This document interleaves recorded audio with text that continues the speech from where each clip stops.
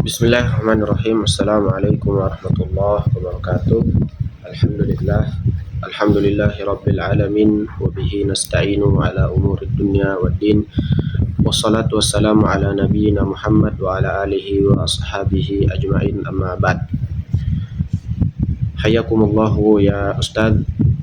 Pada kesempatan kali ini saya akan menjelaskan kitab Al-Usul min Ilmi Al-Usul karya Al-Allamah Muhammad bin Shalih Al-Utsaimin rahimahullahu ta'ala dengan pembahasan An-Nahi.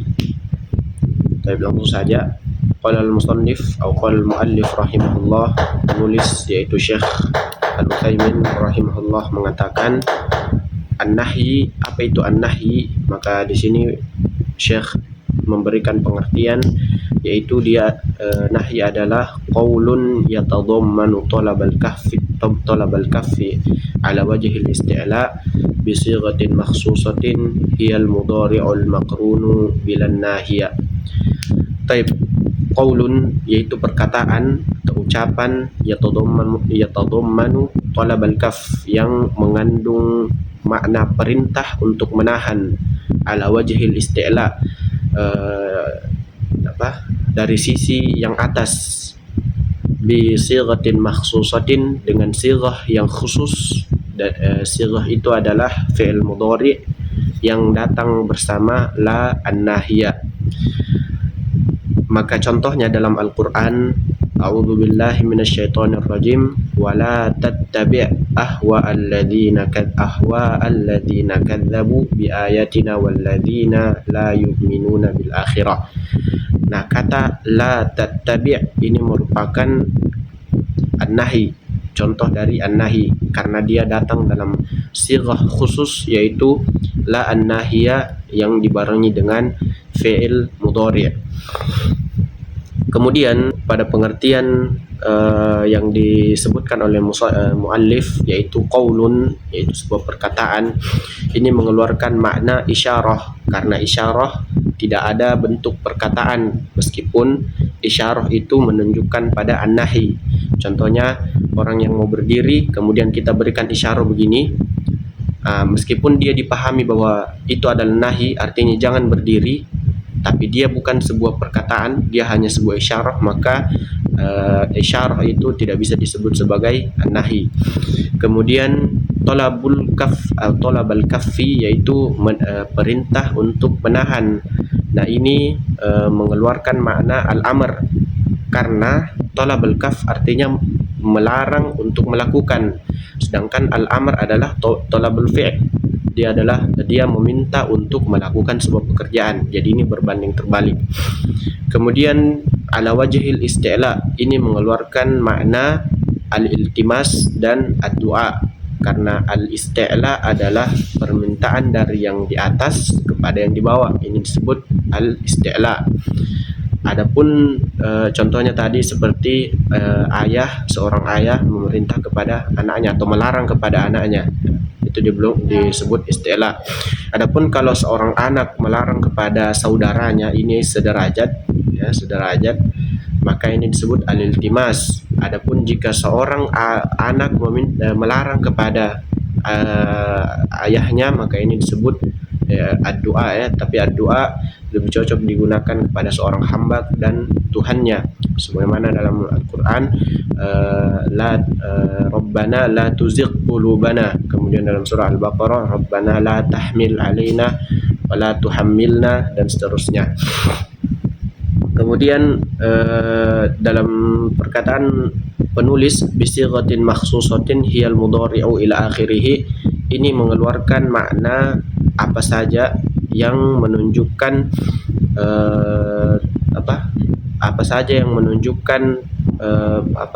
perintah untuk menahan diri dalam bentuk atau dalam sighah al-amr. Seperti misalnya da. Da di sini kan dia fi'il amr, tapi maknanya menahan atau perintah untuk menahan. Da, tinggalkan. Nah, ini juga tidak bisa disebut sebagai nahi. Dia tetap disebut sebagai al-amr. Kenapa? Karena dia tidak datang dalam sighatin makhsusatin yaitu fi'il mudhari yang dibarengi dengan la an-nahiyah. Contoh lainnya seperti utruk atau kuffa. Nah, meskipun dia terkandung di dalamnya makna tolabul kaffi, tapi dia tidak datang dalam sighahnya, maka tetap dia disebut sebagai amar, bukan nahi. Kemudian bentuk-bentuk tolabul kaffi ini atau perintah untuk menahan ini bisa saja datang bukan saja dalam bentuk sighah tadi, ada dalam bentuk lain yang langsung dipahami. Jadi dia dipahami makna perintah menahan, pekerjaan, tapi tidak datang dalam bentuk sighah an-nahi ini. Contohnya yaitu ketika Allah Subhanahu wa taala memberikan sifat pengharaman kepada satu zat, misalnya kepada khamar, maka ini dipahami makna an-nahi di situ, bahwa jangan didekati karena sudah ada sifat, khamar ini sudah disifatkan haram. Kemudian misalnya juga di sini jika zat itu disifati al-hadr, dilarang, pelarangan, atau al-qabh, atau zat itu disifati buruk atau keji, atau bisa juga au yudhammu fa'iluhu, atau jika orang yang mengerjakan perbuatan tersebut akan dicela. Nah, ini menunjukkan, ini juga dapat dipahami makna nahi, artinya jangan lakukan gitu. Kemudian yang terakhir itu au yatarattabu ala fi'lihi iqab, atau orang yang melakukan fi'il ini, pekerjaan ini akan mendapatkan hukuman. Nah, ini dapat dipahami makna nahi di dalamnya, meskipun dia tidak datang dalam sighatin makhsusatin, yaitu fi'il mudhari atau lan nahiyah, datang setelahnya fi'il mudhari. Kemudian ketika sesuatu dilarang, maka ada beberapa keharusan. Ya, di sini disebutkan ma taqtadhihi sighatun nahi, apa yang menjadi keharusan sighatun nahi ini. Yang pertama, sighatun nahi sighatun nahi 'inda al-itlaq. Sighatun nahi ini ketika dimutlakkan, maka dia mengharuskan pengharaman yang dilarang atau kerusakan. Jadi satu zat misalnya atau satu perbuatan ketika dilarang, ada pelarangan untuk melakukannya, maka ini menunjukkan perbuatan itu kalau bukan haram, ya, berarti dia menunjukkan kerusakan. Kemudian faminal adillah, dan dalilnya bahwasanya nahi ini adalah haram, ya, pengharaman. Dalam Al-Quran disebutkan wama atakum rasulu fakhudhuhu wama nahakum anhu fantahau. Apa yang didatangkan kepadamu dari Rasul itu, maka ambillah. Ini bentuknya amar. Kemudian wama nahakum anhu fantahau, ini bentuknya, dan apa yang kamu dilarang darinya, maka jauhilah. Nah, ini adalah bentuk nahi. Kemudian adapun dalil bahwasanya yang dilarang itu dia menunjukkan bahwa zat itu ada bentuk atau perbuatan itu adalah perbuatan kerusakan, dari hadis Nabi Shallallahu Alaihi Wasallam, man amila amalan laisa alaihi amruna fahuwa raddun. Siapa yang melakukan satu amalan yang tidak ada contohnya dari kami, maka dia tertolak. Nah, ini menunjukkan bahwasanya Rasulullah melarang perbuatan yang tidak ada contohnya dari dia karena ada kerusakan di dalamnya. Inilah kaidah yang diambil oleh para ulama madhab untuk menentukan pelarangan itu dia batil atau sahih, tapi bersamaan dengan haram, bersama dengan haram. Sahih tapi haram. Kemudian yang pertama itu kaidah yang diambil, yang pertama ayakuna aidan ila dzatil manhi anhu. Jadi pelarangan ini dia kembali kepada zat dari perbuatan tersebut atau syarat-syaratnya. Maka jika kembali kepada zat dan syaratnya, maka ini bisa batil ya, bisa batal ibadah atau muamalat itu. Misalnya dalam ibadah, contohnya itu puasa dalam hari raya Idul Fitri atau Idul Adha. Nah, yang dilarang di situ adalah zat dari ibadah tersebut, yaitu berpuasa. Maka jika seorang berpuasa di hari itu, maka puasanya batal karena yang dilarang adalah zat dari ibadah tersebut. Contohnya dalam muamalat itu, jual beli di hari Jumat pada saat azan kedua telah dikumandangkan. Nah, di sini memang jual beli itu yang dilarang, yaitu zat dari muamalat itu yang dilarang. Maka ketika orang melakukan jual beli pada saat azan kedua di hari Jumat, maka jual beli itu batal. Yang kedua adalah ayyakunan nahyu aidan, yakni pelarangan ini kembali kepada amrin kharijin, dia kembali kepada perkara yang di luar dari zat. Jadi dia misalnya sholat tadi, dia tidak melarang sholat, tapi dia melarang apa yang datang bersama sholat itu. Nah, ini juga datang dalam ibadah dan muamalat. Contohnya dalam ibadah, an-nahyu an lubsir rajuli imamatu al-harir, pelarangan kepada laki-laki yang menggunakan imamah dari sutra. Nah, ini bukan sholatnya yang dilarang ya, atau bukan syarat sholatnya yang batal, tapi dia hanya dilarang menggunakan sutra. Ini di luar dari zat sholat. Dia dilarang menggunakan sutra pada imamahnya. Apakah ibadahnya batal? Ibadahnya tidak batal. Kemudian contoh an-nahi atau pelarangan yang kembali kepada amrin kharijin, yaitu perkara yang di luar dari zat dalam muamalat. Contohnya di sini an-nahyu anil ghish, pelarangan atas penipuan.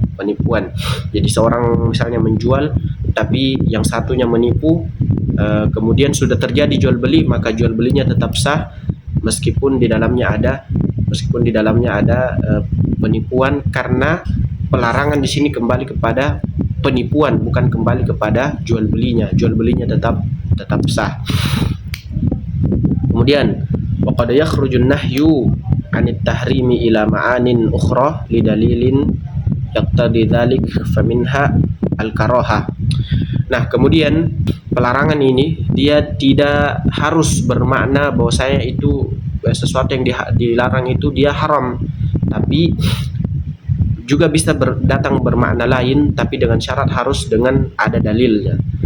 Yang pertama misalnya karohah, yaitu makruh. Jadi pelarangan dapat dipahami, pelarangan ini dipahami bahwasanya apa yang dilarang itu dia sifatnya makruh. Mathalu lidzalik biqaulihi, contohnya itu la yamassanna ahadukum dzakarahu biyaminihi wa huwa yabul. Jangan salah seorang dari kalian menyentuh kemaluannya dengan tangan kanannya pada saat dia sedang buang air kecil. Maka para jumhur ulama mengatakan bahwasanya pelarangan yang ada dalam hadis ini adalah bersifat kemakruhan. Maksudnya makruh jika memegang dengan tangan kanan, karena zakar atau kemaluan itu adalah juz'un minal insan atau bid'atul minal insan. Dia adalah bagian tubuh dari seseorang. Maka hikmahnya dalam hadis ini adalah untuk mensucikan tangan kanan. Maka dia tidak haram, tapi dia cuma makruh. Kemudian yang kedua adalah al-irsyad atau penunjukan ya. Irsyad qauluhu, sebagaimana atau bukan irsyad ya, tapi tuntunan al-irsyad artinya tuntunan, sebagaimana Rasulullah SAW berkata kepada Mu'adz, la tada'anna an taqula dubura kulli salatin, jangan sekali-kali kamu wahai Mu'adz meninggalkan perkataan ini, ya, dalam setiap akhir salat. Allahumma inni ala dzikrika wa syukrika wa husni ibadatika. Nah, di sini Rasulullah menuntun Mu'adz, meskipun dia menggunakan kata an-nahi, tapi maknanya adalah menuntun. Rasulullah menuntun Mu'adz untuk membaca doa ini ketika selesai salat. Ketika datang sighah al-amr dan sighah an-nahi ini, maka siapa yang harus mengikuti perintah dan pelarangan tersebut? Dia adalah al-mukallaf. Al-mukallaf artinya dia al-baligh wal aqil. Baik, al-baligh berarti selain dari anak kecil, karena anak kecil belum baligh. Kemudian al-aqil berarti selain dari orang yang tidak berakal, yaitu orang gila atau orang yang pingsan dan seterusnya, orang yang tidur. Nah, mukallaf di sini dialah yang harus mengikuti larangan dan perintah yang ada dalam hadis dan yang ada dalam Al-Quran. Contohnya anak kecil, ketika ada pelarangan, ada perintah misalnya wa aqimus shalah, apakah anak kecil ini apakah anak kecil ini dia harus sholat?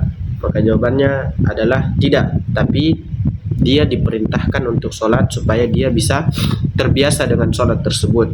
Begitu juga dengan kalau dia sholat, apakah sholatnya sah? Jawabannya adalah tidak. Jawabannya tidak, karena dia belum mukallaf. Begitu juga dengan orang gila, meskipun dia gila, apakah dia harus mengerjakan sholat? Jawabannya adalah tidak. Ketika dia sholat, apakah sholatnya sah? Maka jawabannya adalah tidak. Kemudian pelarangan dan perintah ini dia tertuju kepada semua orang-orang muslim dan semua orang-orang kafir. Jadi dia syamil. Akan tetapi orang yang kafir, dia tidak dibenarkan untuk melakukan ibadah sebelum dia masuk Islam dulu. Nah, jadi ketika datang perintah wa aqimus shalah, apakah orang kafir juga wajib untuk sholat? Wajib, tapi ketika dia sholat, dia tidak sholatnya batal, sholatnya tidak benar. Kenapa? Karena dia yang wajib dia lakukan adalah sholat, masuk Islam dulu, kemudian mendirikan sholat. Sebagaimana di dalam Al-Quran disebutkan, wa ma mana'ahum an tuqbala minhum nafaqatuhum illa annahum kafaru billahi wa birasulihi. Sebagai tidak ada yang menghalangi mereka untuk menerima, tidak ada yang menghalang mereka, tidak ada yang menghalangi mereka untuk diterima sedekah mereka atau nafkah mereka, kecuali karena dia kufur saja. Jadi memang kufurnya ini yang menghalangi kesahihan ibadahnya. Seandainya dia muslim, maka ibadah-ibadah tersebut sah, ibadahnya sah. Kemudian ketika seorang yang kufur Islam, maka dia tidak dibebani dengan qada, sebagaimana dalam surah Al-Anfal, qul lil ladzina kafaru in yantahu yughfar lahum ma qad salaf. Katakanlah kepada orang-orang yang kufur, ketika mereka berhenti dari kekufurannya, maka dia akan diampuni apa yang telah berlalu. Kemudian penghalang taklif, ya, atau penghalang perintah dan pelarangan ini. Litaklifi mawani'un minha, untuk taklif, ya, dia mempunyai penghalang-penghalang. Contohnya seperti al-jahal, kebodohan, wan nisyan, lupa, wal ikrah, terpaksa. Liqaulin Nabi sallallahu alaihi wasallam, sebagaimana sabda Rasulullah, innallaha tajawaza an ummatil khata'a wan nisyana wa mastukrihu alaihi. Allah Subhanahu wa taala sungguh tajawaza an ummati al khata' wan nisyan wastukrihu alaihi. Kemudian apa itu jahal, apa itu nisyan, ini yang terakhir, dan apa itu ikrah. Yang pertama al-jahl adalah adamul ilmi, dia tidak punya ilmu. Jadi seseorang yang melakukan ibadah tanpa ilmu, atau dia memang tidak tahu ilmunya, maka ibadahnya tetap sahih meskipun dia melakukan pelanggaran. Misalnya orang yang berbicara dalam sholat, tapi dia memang tidak tahu bahwasanya berbicara dalam sholat tidak boleh, maka ini sholatnya tetap sah, tapi setelahnya harus belajar. Kemudian an-nisyan adalah zuhulul qalbi an syai'in ma'lum. Dia adalah hilang atau lalai hatinya dari sesuatu yang telah dia ketahui. Jadi dia sudah pelajari bahwasanya berbicara dalam sholat itu tidak boleh, tapi dia lupa bahwasanya kemudian dia berbicara dalam sholat, maka karena kelupaan itu sholatnya tetap sah meskipun tadi dia bicara di dalam sholatnya.